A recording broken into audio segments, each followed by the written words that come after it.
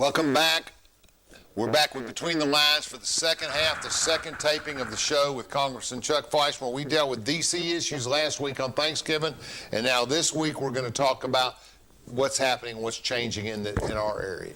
Not just the 3rd District, but all of East Tennessee. And I'm going to ask some pointed questions. So if you have an interest in state and local politics, this should be a good show. Welcome back, Congressman. Great to be with you. Always, Thank you. always. Happy holidays to everyone. Yeah, it's going to be I mean, my wife's put up 40 floats and a 20-foot Santa, and she's in the spirit. She's doing fantastic things. As you know Sabre well, so yes. You can imagine once she gets her head into it, she goes.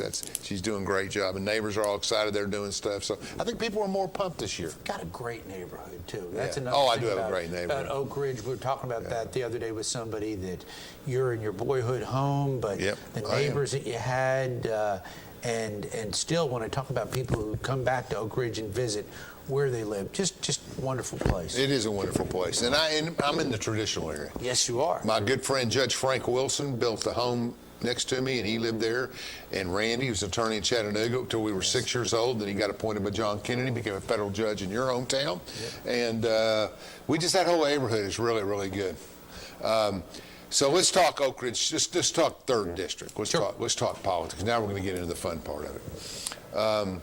One thing we didn't cover last week, we should have covered a little bit more, was judicial changes, but we'll get into that in a little bit. 3rd District, your area has traditionally been the 11 counties, and we'll go right into it. Runs from Kentucky down to Georgia. You have Union, you have Campbell, you have Scott. Who am I missing up there, guys? Morgan. Yes, indeed. We can't forget Morgan County. Henderson, Rome, and then you got McMinn and Monroe. You've got Bradley and Hamilton. Yep. So it's going to change. It's going to change. The state legislature controls that. And actually, this is not necessarily a political process. This is an official process. Right. Different states, under our great United States Constitution, can choose to redistrict in a different way. Let's look at it from the big picture. Under our Constitution, federal Constitution, we do a census every 10 years. Some states gain population, some lose. If they lose too much, they lose states. They lose representation. They lose seats. So Michigan will lose. New York will lose. Pennsylvania will lose. Tennessee will neither gain nor lose. We were close to gaining. That's correct. Had a lot of growth in Middle Tennessee. We will stay at 9. We were at 9, and we will have 9. Other states, Texas will pick up another 2. They got 4 in the last one. Florida will pick up another 2. So we're seeing some people are moving shifts. south. Yeah. Yes. So, but let me say this, and this is going to be a point. There is nothing more political. Even though you're given the proper civics definition of redistricting and population shifts, there is a need to do with that. But let's be honest.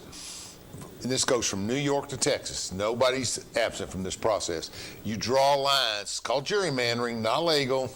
It goes away. But people try to go as far as they can without violating the law, of course. They try to design things that protect them and do other things. That's not on your venue, but we'll see changes based on the people in power and the people where they're going. Right. Is that a fair statement? It is a fair statement, but so our listeners know. In the great state of Tennessee, myself and our other federal representatives, all 9 of us, none of them we have no say in that process. That is entirely done by our state legislature. Correct. Our state senator, our state house, and our governor will have veto power in that. So I will be the beneficiary, if you will, of whatever they come up with, whatever map there is. Now, we will have 9 seats, but Alan, you're right, it will change. We have seen unprecedented growth in Middle Tennessee. The state of Tennessee increased population by about 600,000 people. That was not enough to get a new seat, but what it will do, it's enough with the population shift to Middle Tennessee to potentially affect districts. So I think I'll largely have pretty much the same district. I hope and pray I keep Anderson and Roane counties. I've loved this part of the world, as everyone knows. When I speak with world leaders, when I speak with national leaders, whether they're Republicans or Democrats, they say Chuck Fleischmann is synonymous with Oak Ridge. Yeah, they do. What a wonderful Eric badge of Cantor honor. used to say, there's the congressman from Oak Ridge. Let me say this, and this is absent of you. This is me working in Nashville and dealing with clients on different levels. there is probably going to be in January, there's going to be a reapportionment of, Middle Tennessee is going to change. Correct. We'll still have 9 districts, but those districts will look different, and you may have one less or one more Republican or Democrat or whatever. But the way those districts are proposing, what I'm hearing, is that could dramatically shift everything to the east. And I'm talking about congressional districts here. So what could happen is if you start pushing a Nashville district towards Morgan County and towards that far out in Crossville, as it changes around, that's going to impact your district. You can lose some counties, gain some counties. Right. So it's really a fluid process in a lot of ways. Sure. Let me be clear. I am not privy to any of those negotiations. No, you're not. Neither am I, really. I'm guessing. Right. Nor should I be. But our great state legislature and our great our Senate and our House, with Republican supermajorities, will draw these maps. Yes. So I'm going to just make some predictions that we will remain probably either 7-2 Republican or potentially see a map that favors an 8-1 mix. Again, I've not seen But anything. those changes would probably be centered in Middle Tennessee, not east or west. That is correct. Where the Because growth is, right. When you look at the growth around in Davidson County, where Nashville is located, but Williamson County has grown. All of these counties in Middle Tennessee are booming. And that's where the growth occurred. So I think we'll see some changes. Again, I hope and pray. Anderson and Roane counties have been so critically important to my success in Congress. It's a great working relationship.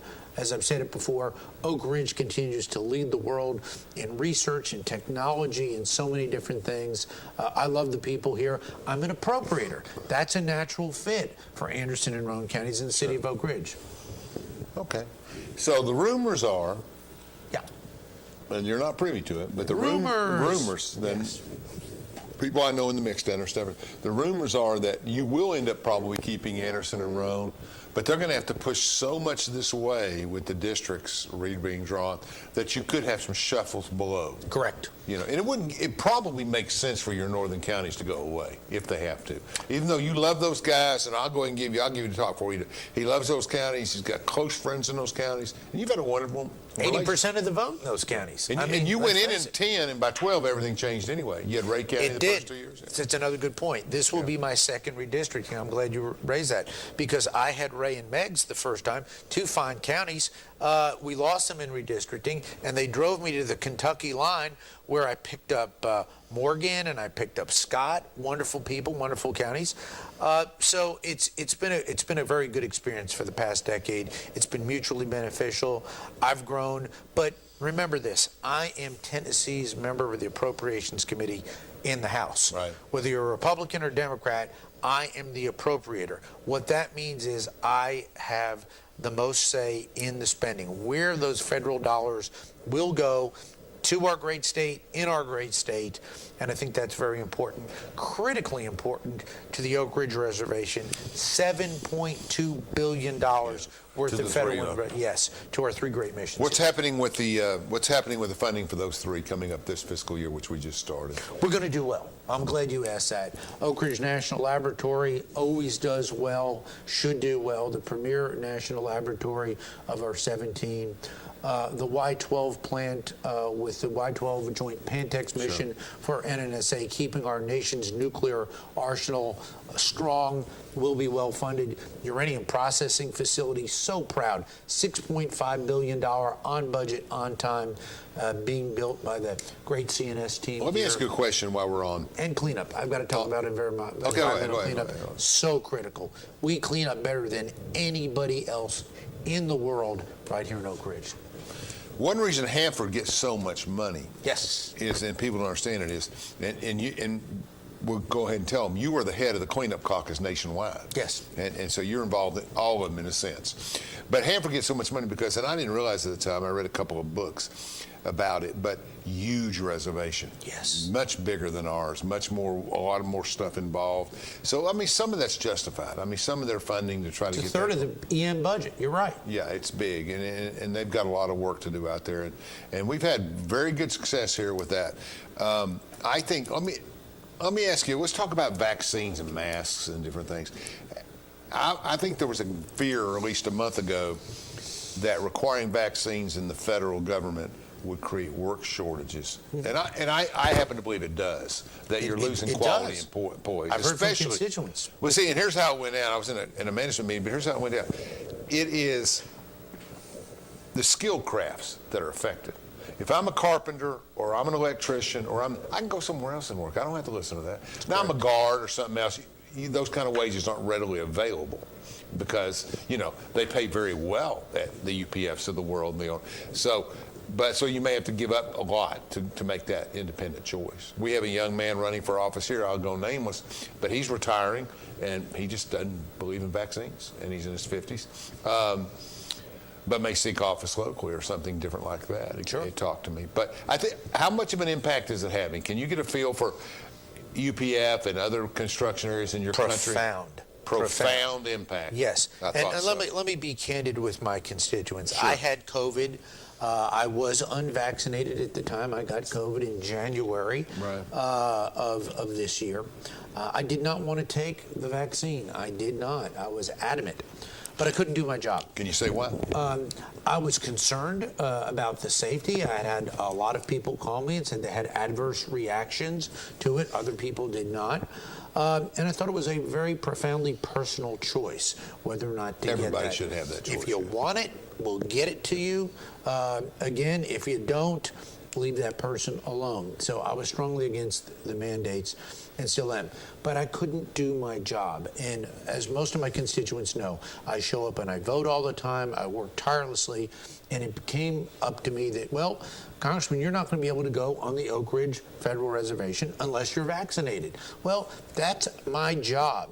And I figured if the men and women who service in uniform and do a great job are compelled to take this, that's the least I could do. I had both shots. Thank God I did not have an adverse reaction. I know people who did. Right. But I wanted to be able to do my job. And now I can, and I'm going to continue to do that. But it will hurt workforce. Calls into our office saying, please, Congressman, can you do something about this? We're trying to do all we can. I hope we get the proper redress in the courts based on our constitutional freedoms to allow people to choose to take the shot or not. I'm vaccinated, and the same reason, because I would deal in the federal workforce and the energy sector, and it's just, I mean, if they wanted me to disavow my Christian beliefs, I wouldn't do it. Exactly. I'd lose my job. But it's worth the shot for me to stay in there. I don't think it's been tested long enough. But at this point, you're trading one set of problems for another with a quick vaccine. But the bottom line is that it wasn't so important that I need to do my job. I got a family, so I'm sensitive to what you're saying in that situation. But I think in the trade unions, in the construction part of it, where people have options, you're going to see 15 to 25% go somewhere else. And it will be disruptive to the workforce in general at a time when our economy is very fragile. And I can't stress that enough. We need to be doing things to unify us. I think this will separate us and divide us again, hurt the workforce, hurt the economy at a time when we need a robust recovery. Yep. Let's take a break here. We'll come back and talk more with Congressman Chuck Fleischmann about what's going on in the East Tennessee area. Thank you.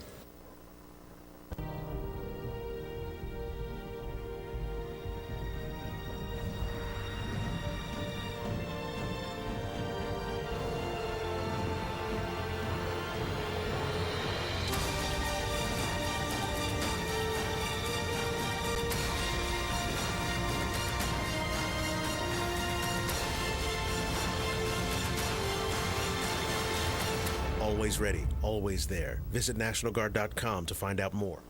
I'm Andrew Saul, Commissioner of Social Security. I'm here to warn you about telephone scammers pretending to be government employees. Some of these scammers may say threatening things like you will be arrested if you don't make payments or provide personal information. Do not fall for these tricks. These calls are not from us. Real Social Security employees will never threaten you for information or money. If you receive a call like this, hang up.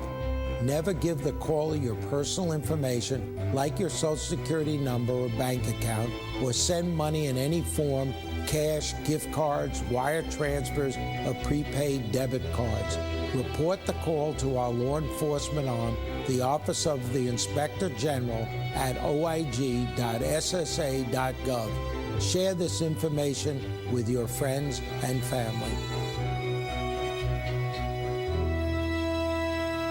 Roger Miller is a conservative and lifetime resident of Anderson County who has served as Sessions Judge since 2014. Judge Miller has adjudicated more than 30,000 cases, both civil and criminal, over the past 7 years. Roger is a graduate of Clinton High School, and he volunteers time coaching youth sports and serving as an instructor. A paramedic for 12 years, Roger worked saving lives at the Anderson County EMS, MedFlight 5, and Methodist Medical Center. In 2022, let's re-elect Roger Miller, General Sessions Judge.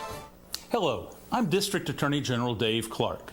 My fellow DAs and I successfully fought for new elder abuse laws and procedures that have police departments and agencies using improved tools to protect our seniors. Victims of elder abuse are often unable to recognize or report abuse themselves. They need your voice. If you suspect abuse, contact local law enforcement or adult protective services. Let's work together to protect our seniors.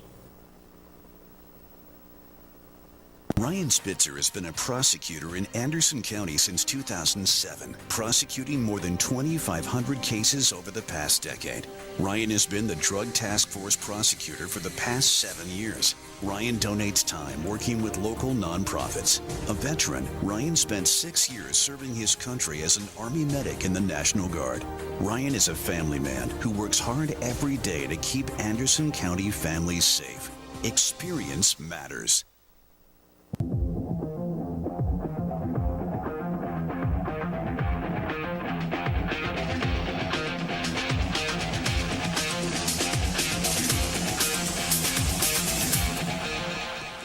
Welcome back to Between the Lines. We're talking with Congressman Chuck Fleischmann, who visited with us last week and this week, and we're going to talk a little bit more about local issues, plants, different things, things that are impacting our local population.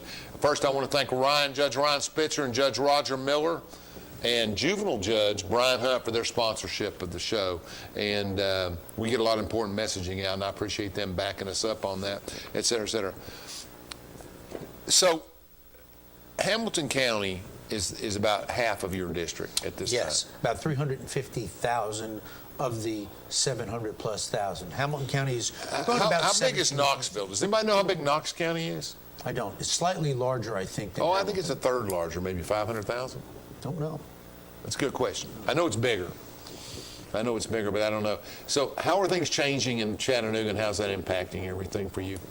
Chattanooga's grown. Obviously, there's been a great renaissance in the city, but the county has grown considerably. I would say we've gained about 20,000 in population since the last. So it's not had the boom of Middle Tennessee, but Hamilton has grown. Bradley has grown. Bradley is now at about 110, 113,000, which is a large county. Let's talk about judicial districts in the state. It's interesting because I have clients in those districts. So Bradley and McMinn and Monroe and Polk are one judicial district. Yes. Anderson County is one judicial district. Yes. So Bradley is 40,000 bigger, 40,000 more population in Bradley than Anderson without the other three. Mm-hmm. So you're dealing with a population of 200,000 plus that people in the Bradley County area have to run, judges, DAs, and everything. And here in Anderson, it's just 75,000, 80,000 people. Again, Crazy. For our listeners, it's fascinating. Hamilton County has 4 sitting circuit court judges who only sit in Hamilton County and 2 chancellors, and that's going to remain the same. There's 5 general sessions judges. Now, in some of the more rural counties, and Alan's alluded to that, judges, a circuit court judge, got its name for somebody basically riding the circuit. They will sit in several counties, and it's fascinating. When I used to practice law, I would go out and literally when I would go to Bradley County, when I would go to Marion County, some of these other counties, McMinn County, the judge would literally sit sometimes in 4 or 5 counties.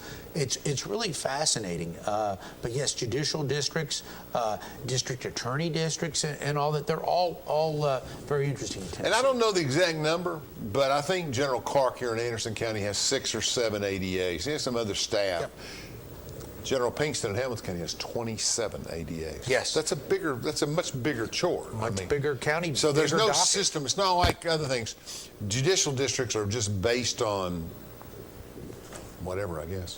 Well, and the other thing about it is when you look at whether it's a district attorney or a judge, particularly district attorney, they get state funding and they get local funding That's as correct. well. So it's a very interesting. Not a lot of mix. local funding in the budget, though. Right. For general, I mean, they usually get a staff person or whatever, and I just respect them all because you talk about circuit judges traveling, but a DA's got to prosecute in all those counties. Indeed. And most of our listeners know when I was a lawyer, I turned 30, and that was the age where you could sit a special judge. Up until age 48, when I left the practice of law, I sat on as a regular basis in General Sessions Court, in some of the other courts. I enjoyed being a special judge. It was a tremendous privilege, very hard job because I was both judge and jury. These were bench trials that we would hear. It was fascinating just to sit there and actually be a neutral because when you're a lawyer, you're an advocate for one side or the other. Right. And I enjoyed that very much. It was very lucrative. But being judge gave me a very unique experience that I think has helped me in my role as legislator. It allows you to see both sides of the issue. Interesting. Yeah. So we come back and we look at Roan and we look at your other areas. Roan, you have TVA has a major role in Roan. You're very close to the TVA chairman. You got a good working relationship with him. Excellent working relationship with TVA and Jeff TVA's big in Fleisch. Chattanooga. Jeff Fleisch, you're big in Yes. Chattanooga too, aren't you? Yes, and what I found very encouraging. TVA's big there as well. TVA's big. Building a new facility, new power facility, is going to be mammoth in Meigs County, actually. Wow. They're moving it from downtown Chattanooga. But let's talk about TVA. TVA is doing a lot of research in the nuclear field with our friends here in Oak Ridge. Very important. But really, I've had a good relationship over the years with TVA. This particular head, Jeff Fleischmann, and I have worked very well together. When issues come up, he works with me to resolve these things, and I appreciate that. There used to be somewhat, I think, of a little bit of a disconnect where they would make their own decisions and say, we're TVA, this is this. It's not that way anymore. They will engage with local and state and federal leaders, and I think they're doing a much better job. Where does TVA get their federal money? Which committee? They Subcommittee? do not. I'm so glad you said that. TVA has not received federal funds since about 1992 or 94. So they are a totally autonomous federal agency, and I'm glad you said that. Strictly So, from electric rates, or what they sell stuff for. what they do, and since I've been in Congress, they were right up against their debt limit, their borrowing limit when we went to Congress. When I went to Congress a decade ago, they have gotten themselves in a much better shape fiscally than they were a decade ago. It's interesting because, like in county government, you can have an ambulance service that's part of county's general fund, Yes. or they can be self-regulating and generate their own fees and money. So the TVA is doing a good enough job. They've cut expenses to where they're self-sufficient. No tax dollars in this. They're doing exceedingly well. They have kept rates at a very competitive way. Moved north for a couple months. Oh, my goodness. Some of our brethren with whom I served, whether it's in the Northeast or in the Midwest, for decades have had horrifically high electric bills. And I will say this, the future is going to be in electric. In order to get to our clean energy needs, I think we're going to need nuclear. But what's great about TVA, they've diversified their portfolio.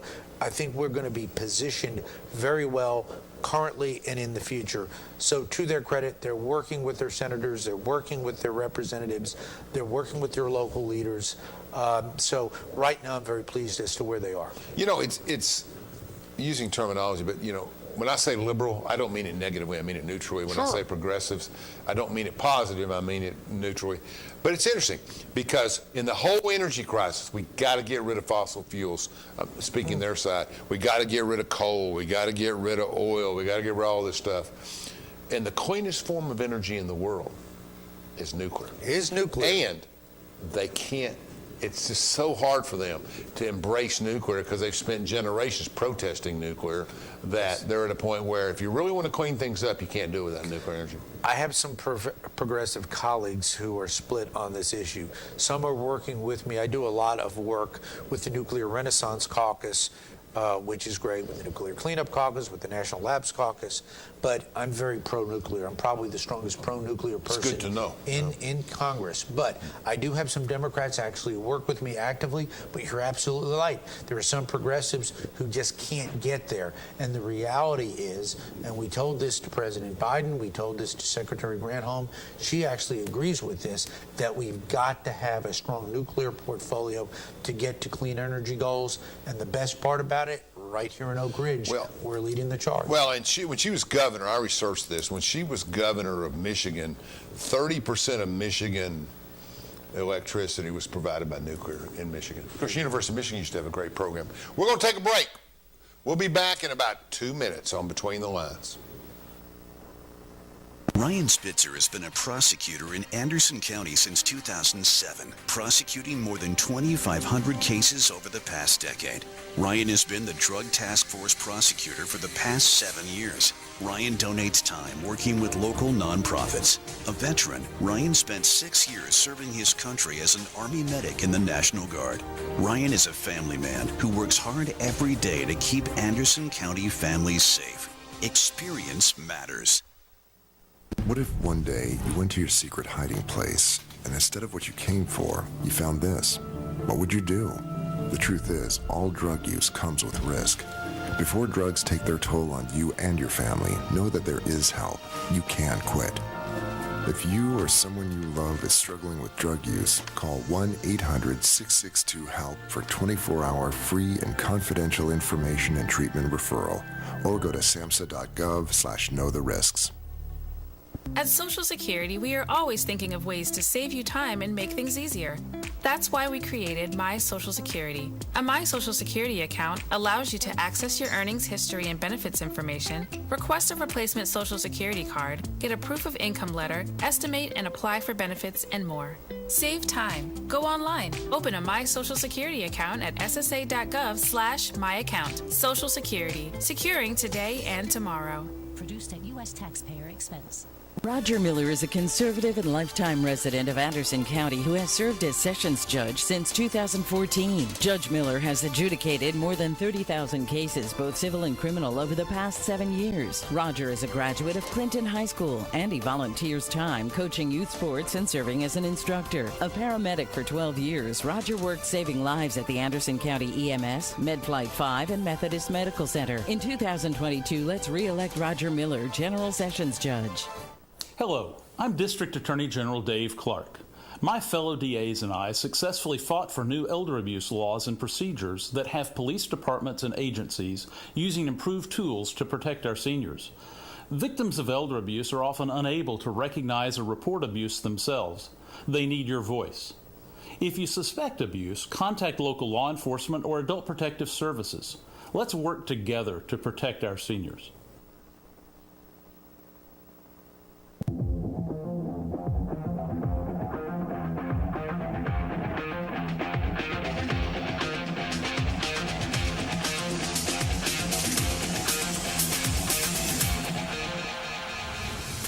Welcome back to Between the Lines. We're talking with Congressman Chuck Fleischmann about things in Tennessee, not in D.C. this week. Congressman, how does the delegation get along? But before you say we're great, I got that. But how does the delegation get along? I mean, let's go through them real quick. I'm not talking about the two Dems because they've got their own agendas and things. How is our new first? Tim's in his own world, kind of. Tim Burchett's a good guy, but he's kind of Tim aloof. does a really good job. He's in the 2nd district. Aloof's He took not a good over. word. Relaxed, whatever, you know. Yes, he's got his Carhartts, and he's a true man of the people. He is. And he loves his job, and he served in the state legislature and then county mayor, and now he's acclimated well to the House in Washington. Harshbarger has done a good job in her first term. Up in the 1st district. We got me in the 3rd. She'll probably get a challenge, I would think, first term back. She'll get a heavy challenge. Well, she's got to pick up population. She's one of those members that in redistricting has got to pick up population. Right. I've got to pick up a little bit. Burchett has got to get rid of some population in redistricting. Desjardins has to get rid. He's in the 4th, a lot of population because of the growth in Murfreesboro and Rutherford County. So we're all working hard. Green does a good job over in Middle Tennessee. Let's see. He may not be a winner Kustoff. on the new redistricting. That is correct. It all depends what they do with Williamson County. Yeah. And the like, how that looks. Kustoff's over in West Tennessee. Our two Democrats are Cohen and Cooper. On a personal basis, we all do get along. Very different ways of voting, though. Our two Democratic members in our delegation of our 9 vote with Speaker Pelosi overwhelmingly most of the time. Well, he's a vehement liberal. I mean, our Memphis representative, Cohen, is very progressive. Yeah, and he's been in there 20 years probably, hasn't he? He has, and he's very, very vocal about his progressive views, as I am about my conservative views. Sure. And the like. Congressman Cooper, very, very bright gentleman. His brother is actually the mayor of the city in Nashville. Jim was part of the old Blue Dog Democrat, but lately he has voted more with Speaker Pelosi. It's a little bit personally disappointing to me, but perhaps that's... Yeah, but him and his brother are well liked up there. Yes, they are. And I knew him back in the Bill Boner when they came on after that. Yep. Back in the 80s and 90s. They've been well liked in the city of Nashville. He served in the House, ran against Fred Thompson and lost. Fred Thompson, the largest vote getter in Tennessee history on the ballot. I remember Fred very well. Had that John Wayne-esque personality, big man, very, very good presence about him, taking that pickup truck across Tennessee. That was well done. And then he came back. So, again, we do get along. We realize we're all privileged, and I say that to be Tennesseans. Just a great, great privilege. I love all 50 states, but gosh, I love the great state of Tennessee. It's getting to the point, though, politically, where Democrats are being pushed further in one direction and Republicans in another area. Absolutely right. I can think of a couple of state senators in Chattanooga area who are progressive by nature and probably not fitting into the Republican mantra of Tennessee as well. I can think of others. I mean, when you look at, well, there's senators I know. We won't go naming people. Sure. But there's a lot of moderates in the state that are going to have a hard time surviving. Well, I think you're making a very astute observation. There used to be a time in American politics where we would coalesce more around the center. So if someone was center-left or center-right, there were differences, but there was a comity, an ability to work together. There's no question, Alan, that my party got further right under Ronald Reagan, as did I. My dad was a Republican. I'm further right than my dad was as a Republican.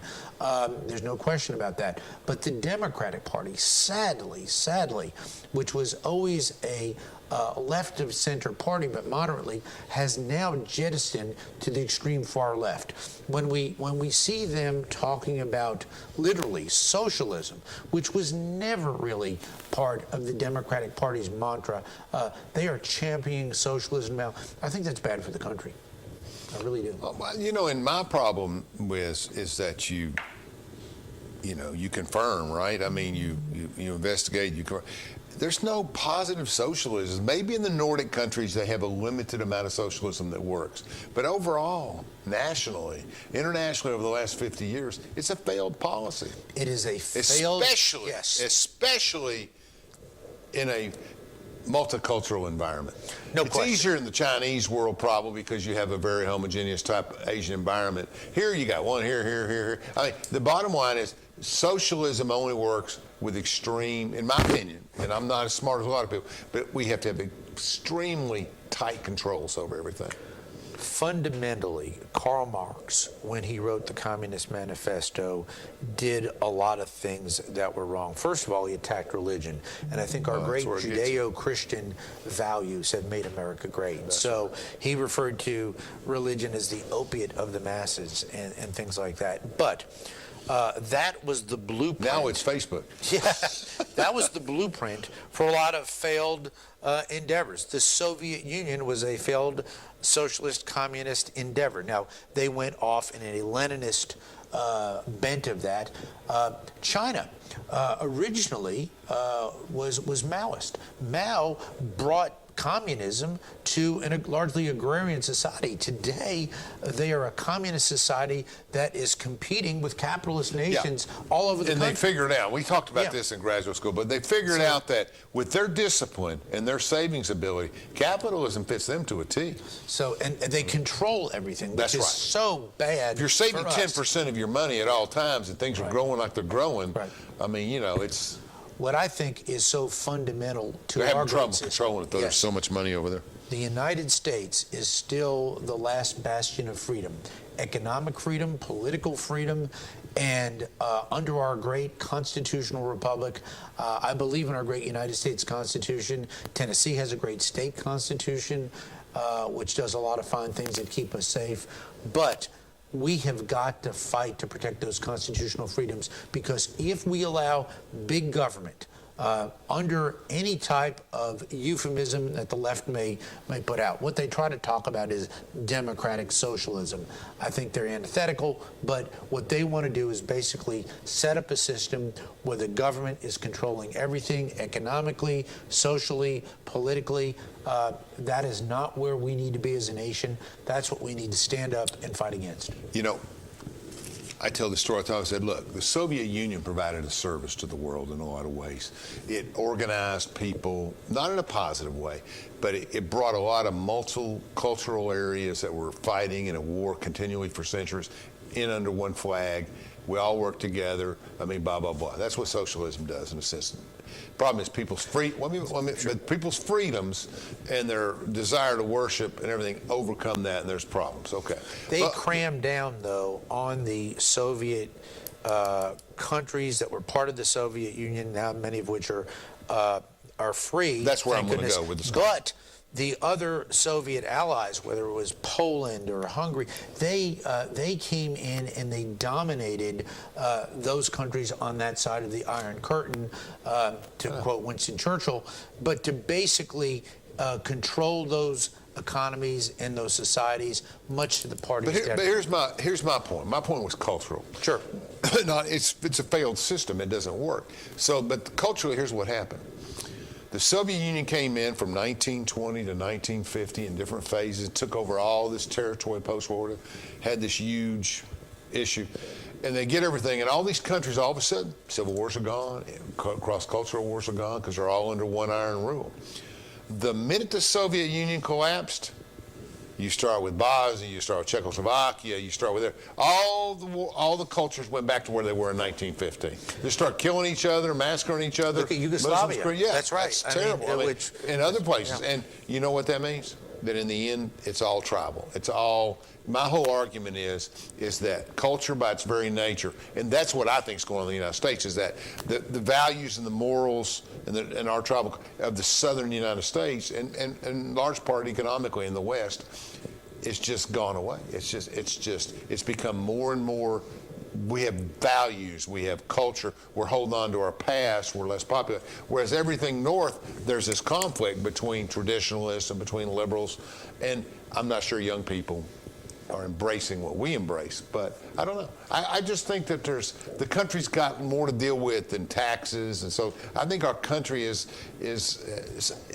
I just think we're separating. We're going, and it's old and young, new and and it's progressive and conservative. I'm rambling, but I just think it's more than just policy. I think it's our whole cultural way of life. And you're right, religion is a big part of it. It is. I was a college freshman in 1980, and there was a fellow running on the ticket by the name of Ronald Wilson Reagan, who basically the mainstream media said couldn't win, and he was taking our party and our country in a completely different direction. He was railing against the Soviet Union. He was talking about economic freedom and political freedom, talking about fiscal responsibility and the like. And it was interesting. The professors were saying a decade ago, even 5 years ago, people were out protesting against the Vietnam War and for social justice, and they didn't know. What I meant to say by this is my generation was the Reagan generation that came in. We need another Reagan generation of young people to come back and embrace those great principles of economic freedom, political freedom, respect for the flag, a belief in God, and I think we're due. I think a lot of this is cyclical. I agree with that. And when we get that put in place, because... But you know what changes the cyclical nature? And we got to take a break, but we'll take cyclical nature. The rapid expansion of technology. Our cycles are off because when 2 million people see something in a second, it's hard to us neighborhood-wise to culture and do everything. We'll be back in 2 minutes for the final segment of the show. Thank you for watching Between the Lines. Ryan Spitzer has been a prosecutor in Anderson County since 2007, prosecuting more than 2,500 cases over the past decade. Ryan has been the Drug Task Force prosecutor for the past 7 years. Ryan donates time working with local nonprofits. A veteran, Ryan spent 6 years serving his country as an Army medic in the National Guard. Ryan is a family man who works hard every day to keep Anderson County families safe. Experience matters. What if one day you went to your secret hiding place and instead of what you came for, you found this? What would you do? The truth is, all drug use comes with risk. Before drugs take their toll on you and your family, know that there is help. You can quit. If you or someone you love is struggling with drug use, call 1-800-662-HELP for 24-hour free and confidential information and treatment referral, or go to samhsa.gov/know-the-risks. At Social Security, we are always thinking of ways to save you time and make things easier. That's why we created My Social Security. A My Social Security account allows you to access your earnings history and benefits information, request a replacement Social Security card, get a proof of income letter, estimate and apply for benefits, and more. Save time. Go online. Open a My Social Security account at ssa.gov/myaccount. Social Security. Securing today and tomorrow. Produced at U.S. taxpayer expense. Roger Miller is a conservative and lifetime resident of Anderson County who has served as Sessions Judge since 2014. Judge Miller has adjudicated more than 30,000 cases, both civil and criminal, over the past 7 years. Roger is a graduate of Clinton High School, and he volunteers time coaching youth sports and serving as an instructor. A paramedic for 12 years, Roger worked saving lives at the Anderson County EMS, MedFlight 5, and Methodist Medical Center. In 2022, let's re-elect Roger Miller, General Sessions Judge. Hello, I'm District Attorney General Dave Clark. My fellow DAs and I successfully fought for new elder abuse laws and procedures that have police departments and agencies using improved tools to protect our seniors. Victims of elder abuse are often unable to recognize or report abuse themselves. They need your voice. If you suspect abuse, contact local law enforcement or adult protective services. Let's work together to protect our seniors.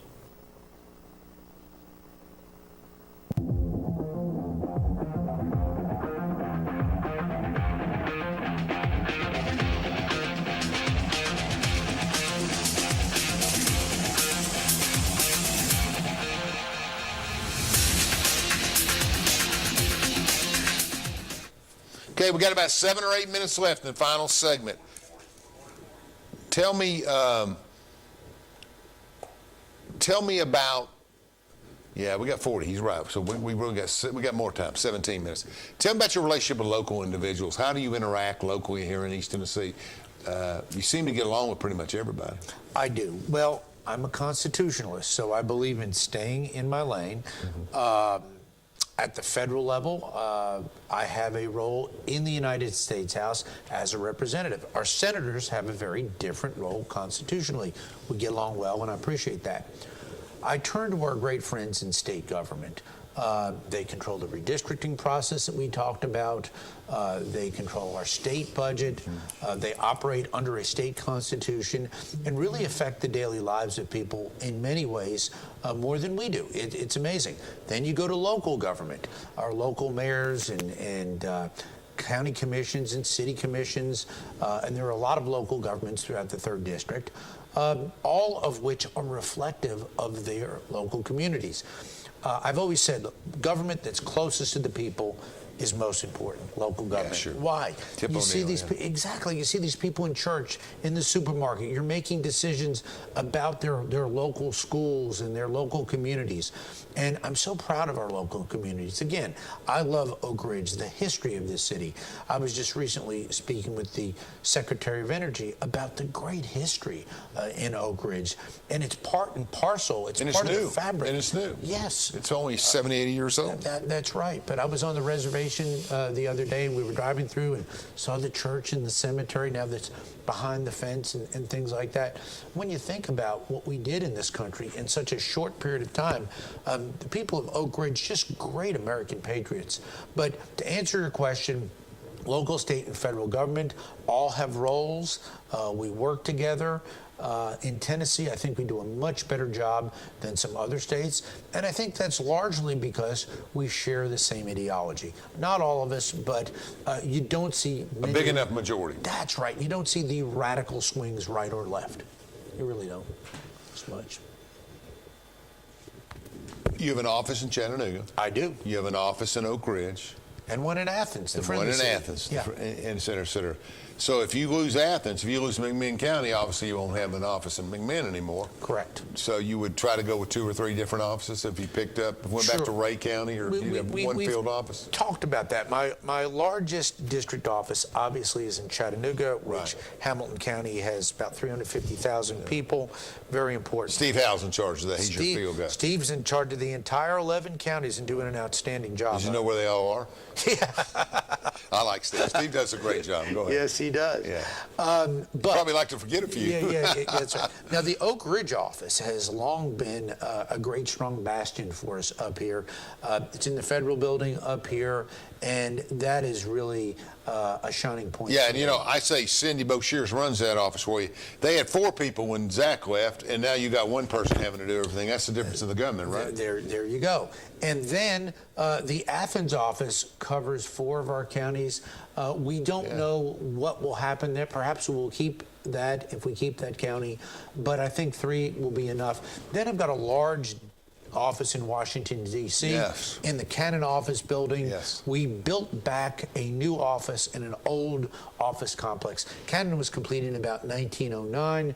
And it's the oldest of the 3 House office buildings. Conveniently located, though. Conveniently right located. across from the Capitol. Indeed. So I can run across and vote and get back and meet with constituents. So constituent service is one of our hallmarks. We help a lot of veterans. We help people with tax refunds. We've helped people through COVID. And let's face it, when somebody comes to our office, there are no political litmus tests. You're a constituent of the 3rd District of Tennessee. We are here to help you. Whether you vote or don't vote, I hope As a you vote. veteran, Yes.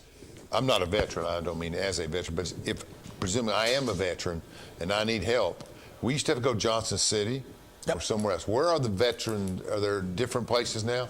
Yes. Well, first of all, we have opened a large veterans clinic in Hamilton County. It's almost as large as a hospital. When I toured that, it has the best facilities.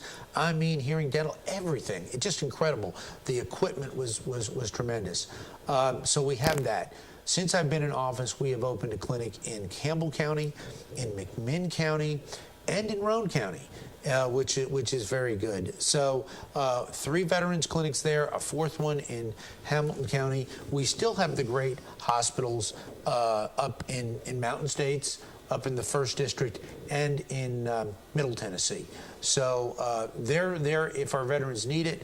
But here's the other good thing about it. We've changed the law to allow greater flexibility for people to go see doctors outside of the VA if they choose. What's great, a veteran can say, I want to stay in the VA system. I like the VA system. We help them through the VA system.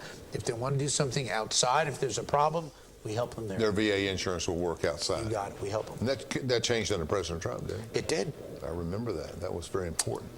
All right, so we're in medical costs. I don't know, for local people is not. I think it's, well, let's change to gasoline. Oh, my. Let's talk gasoline for all our friends here in Anderson and Roane County and all. At the pump. What do we do? I mean, I say all the time, my background is in that kind of perceptual stuff and politics and stuff. You can run every mayor you want. You can run every commercial you want. You can everything you want to do. But when they tick that thing up once a week and it's $3.25, there's nothing you can do to stop the negativity. That's correct. The gas pump is the most important. That and probably an electric bill are the most important things. But gas is real personal. I have been very critical of the Biden administration for a lot of things, and I think justly so. This administration from the inception, if the Trump administration had a policy or something in place, it seems like just to reverse it, they've done it. That's been to the detriment of this country. But is it on purpose? Are they trying to drive gas prices up? They're not trying to drive gas prices up, but their policies are so inherently flawed and failures that fossil fuels will rise. That it happens. Now, I don't know about that. I think I may be a little bit more on the conservative side of they don't care if it goes up or not. I don't know, but it's hurting the American consumer and it's hurting our economy. Let me say this. I cast a critical vote a few years ago to allow the United States of America to export oil. Okay? I remember that. We've got reserves in this country that are astounding, whether it's in Alaska, in West Texas. We have found oil reserves that dwarf the Saudi oil fields. Wow. We've got abundant oil. Where are they and located? Natural gas. Texas, Oklahoma, the Dakotas, Alaska. So we went from being unable to export to the world's largest exporter of oil in a matter of years. Now we're importing oil. You can't get away. That's crazy. It's crazy. And what you can't do with Democrats, and it just boggles my mind, you can't get away from basic economics. It's supply and demand. If you produce oil and there's more of it, the price will come down. And they just don't seem to want to comply with these basic laws of economics. Look at the labor force.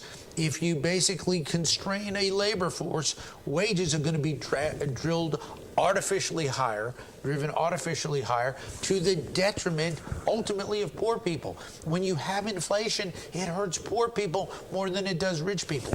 So, our good friend, Mr. Ferris, yes, paying $13 an hour just to close, and he can't get anybody to come. There you go. I mean, there's no workers, and I blame the whole COVID relief system on that.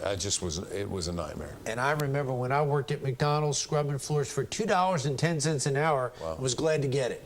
But it taught me humility and taught me the value of hard work. And you and Harry Truman and everybody else in that generation did a heck of a job. Did a heck of a job. I understand that. I mean, I was 20 years old when the Vietnam War ended. Wow. You were 12.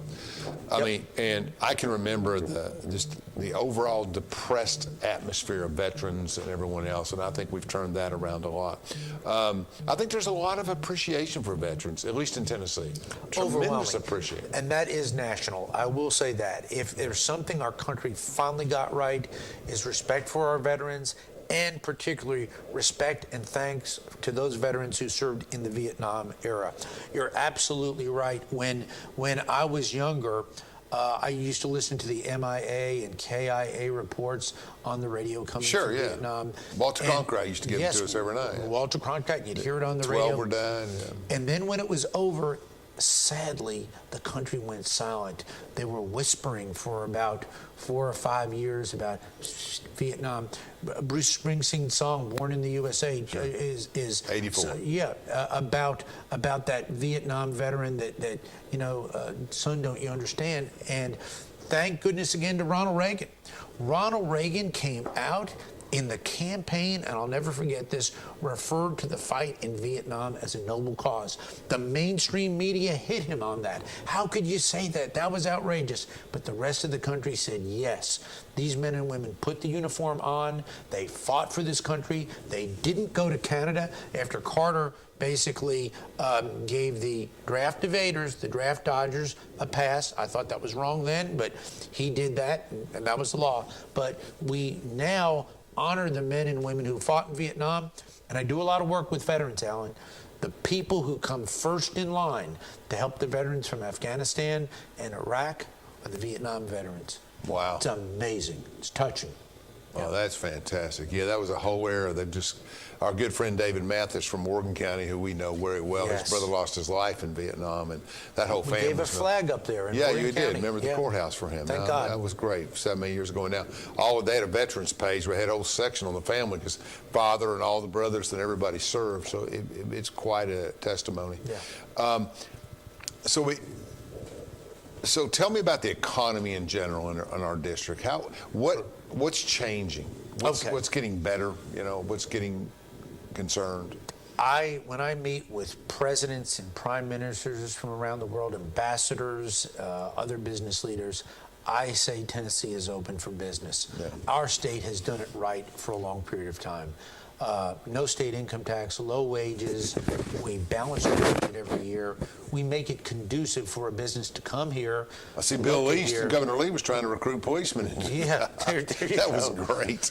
But whether it was Lee or Haslam, we've had a tradition of getting business to come here. But when we get to come here, and this is where I give great marks to Bill Hagerty, now our senator, former. that's great. He's just a great guy. But business. What did he do? We had business here. He said we've got to work, Chuck, to keep business here. Not enough to bring them here. We've got to keep them here. If a business has a problem in Tennessee, they can come to our great national lab. They can come to our leaders. We help them. Our economy in Tennessee is good. It's growing. It's great. Nationally, I'm concerned. Why? You've got states like California who basically come up with policies that are designed to be disadvantageous to business. Oh, and their GNP's a small country. Yes. Actually, California would be like 7th in the world if it stood on its own. At least it used to be. I don't know where they're falling now. People are fleeing from California. Beautiful country, beautiful state. Yes, it's beautiful. And I was watching my 3 sons the other day. I love retro TV. Yeah, you have 3 sons. You were watching yours. You were watching. I was watching Fred McMurray and William Demarest. I watch retro TV. It makes me feel good. But be that as it may, they moved from Missouri to California. And California was once this great place. They've destroyed the place. I mean, whether it's San Francisco, L.A., people are fleeing there. Yeah, sad.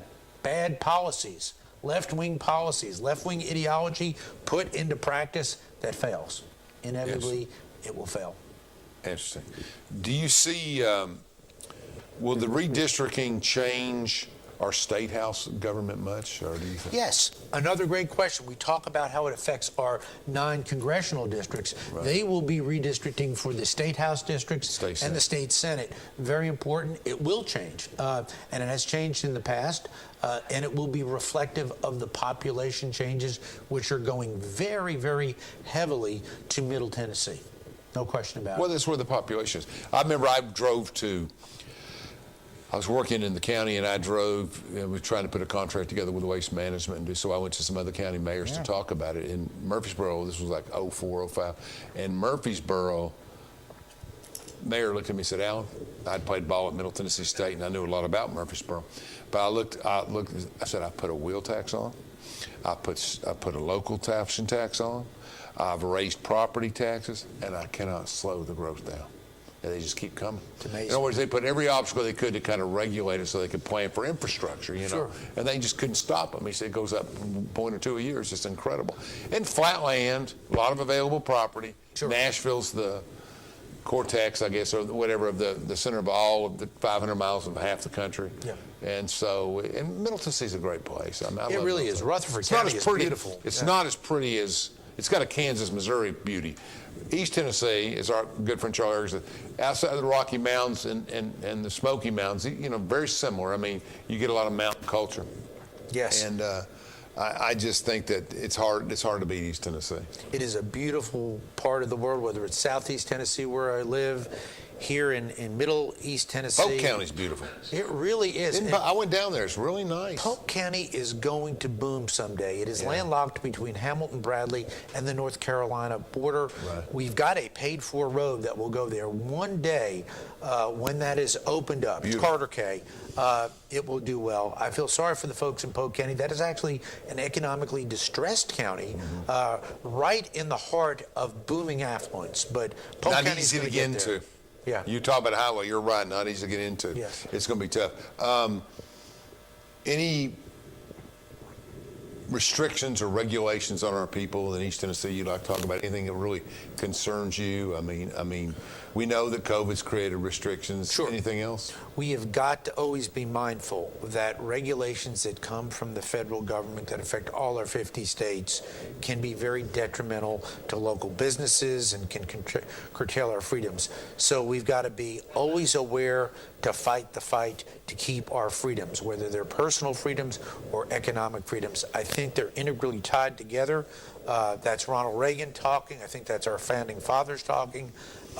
And in Tennessee, we're a lot better off than the rest of the nation. We really are. I will tell you this. I have talked to people, and I know you very well. I mean, we're close friends. Very and well. we got all this.